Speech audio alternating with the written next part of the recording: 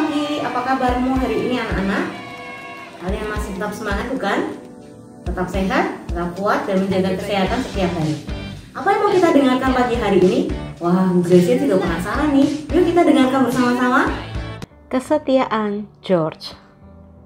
George menyibak tirai jendela dan melongok keluar. Wah, cuaca di luar benar-benar buruk. Cuaca malam itu memang sangat buruk. Ia membaca koran bahwa beberapa hari ini angin dari utara sedang melanda negara bagian Alabama. Rupanya angin itu sudah mencapai kota Montgomery hari ini. Hujan deras disertai angin kencang dan suhu seperti ini memang kadang-kadang terjadi. Cuaca yang buruk membawa hikmah bagi hotel kecil seperti tempat George bekerja sebagai juru tulis. Dari tadi, banyak tamu berdatangan ke hotel untuk berlindung dari cuaca yang tidak bersahabat. Kini, hotel itu penuh. Semua kamar telah terisi. George, para office boy, dan tukang masak kini sudah bisa lebih bersantai sesudah menempatkan semua tamu pada kamar masing-masing dan menyajikan makan malam. George, kita mendapat sedikit masalah di depan, panggil Paul. Ada apa? Kita mendapat tamu lagi, sedangkan semua kamar sudah terisi penuh, jawab Paul. Mereka pun pergi ke lobi hotel untuk menemui tamu itu. Tampaknya kedua tamu itu adalah pasangan suami istri separuh baya yang terjebak dalam cuaca buruk ketika mereka melewati kota.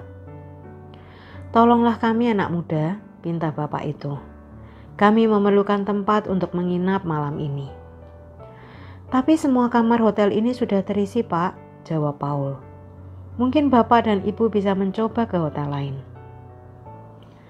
Kami sudah pergi ke hotel lain, tetapi mereka berkata bahwa mereka juga telah kehabisan kamar. Tolonglah, izinkan kami tidur di lobi saja. Kami akan bayar berapapun yang diperlukan, kata ibu itu memohon.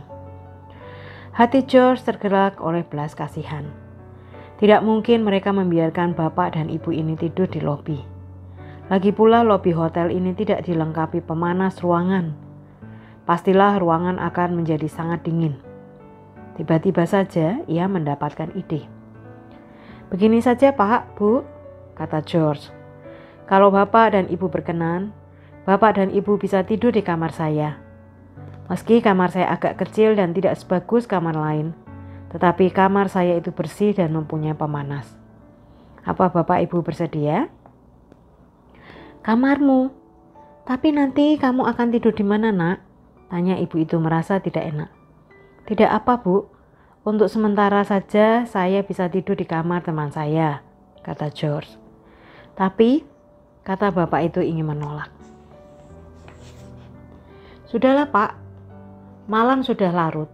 Saya yakin kalian sudah lelah dan perlu istirahat. Mari saya antarkan, jawab George.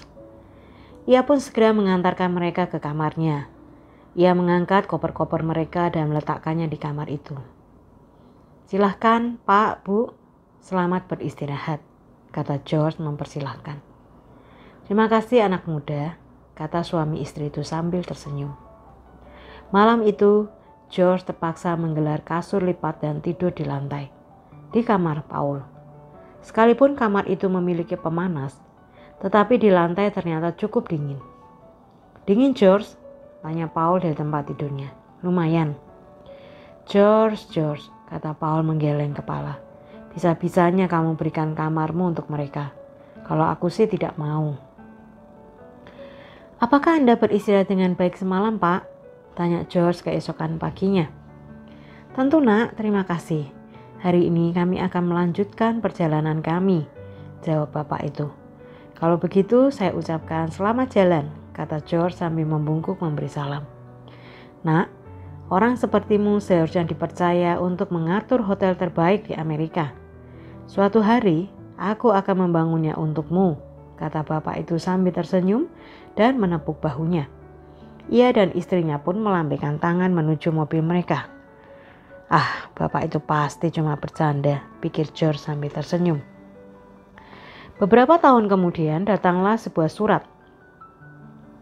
Surat itu ditulis oleh bapak yang dulu datang bersama istrinya ketika malam yang bercuaca sangat buruk. Ia meminta George untuk datang ke tempat mereka di New York. George pun meminta cuti dan segera membeli tiket untuk melakukan perjalanan ke New York. Sesampainya di New York, bapak itu membawa George ke pojok jalan Fifth Avenue dan 34th Street, di mana George terkesima melihat bangunan yang megah berdiri di sana.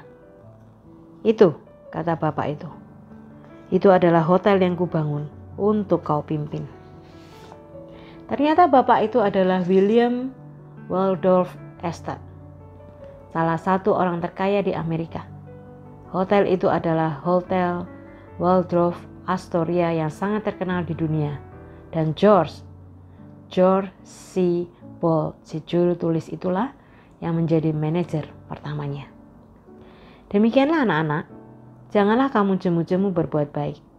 Ingatlah, Galatia 6 ayat 9 berkata, janganlah kita jemu-jemu berbuat baik, karena apabila sudah datang waktunya, kita akan menuai jika kita tidak menjadi lemah. Kebaikan sekecil apapun yang kalian tabur, suatu hari nanti akan berbuah manis. Ingatlah juga firman Tuhan ini, tetapi kemuliaan, kehormatan, dan damai sejahtera akan diperoleh semua orang yang berbuat baik. Roma 2 ayat 10a. Diambil dari rubrik masa kecil majalah Berita GKMI April 2014. Demikian cerita kita pada pagi hari ini. Tetap semangat, jaga kesehatan. Satu hari nanti kita akan bertemu lagi di gereja. Tuhan Yesus memberkati. Everybody down. To the left, to the right, turn around and jump. Let's praise Jesus.